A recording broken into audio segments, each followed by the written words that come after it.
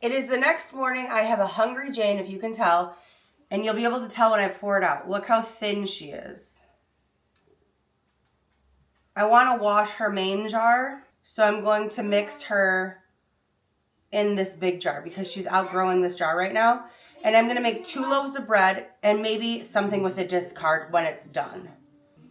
But overnight, Jane rose up to the top and fell down, and now she's hungry. So now I must feed her again and then allow her to rise to peak before I can start baking with her or making dough with her. You can feed your starter however much you want. I'm going to feed her about a cup, and I'm going to add about a cup of water. Do I have any water? No. I'm going to filter out some warm water. You don't have to have filtered water. Just use warm water.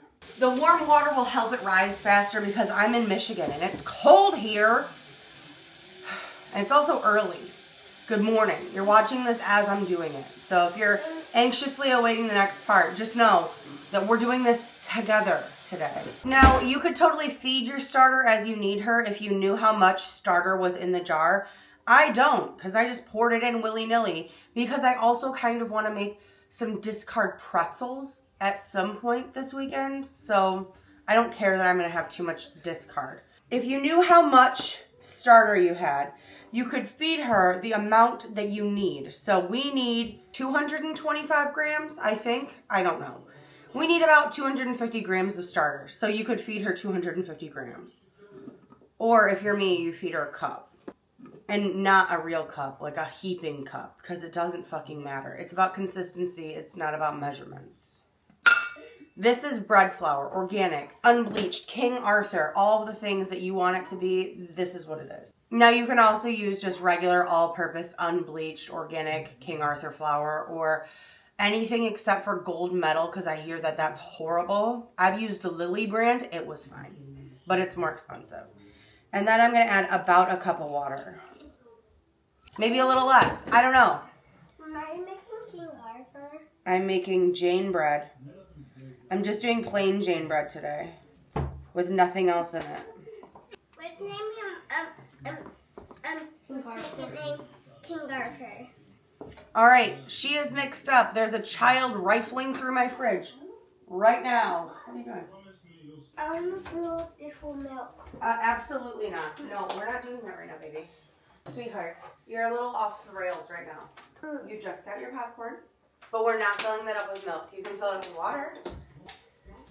At this point, it's more about consistency than measurement. You want it to look like thick pancake batter consistency, which if you're anybody who's ever made pancakes, I've never known a pancake batter to be this consistency. No.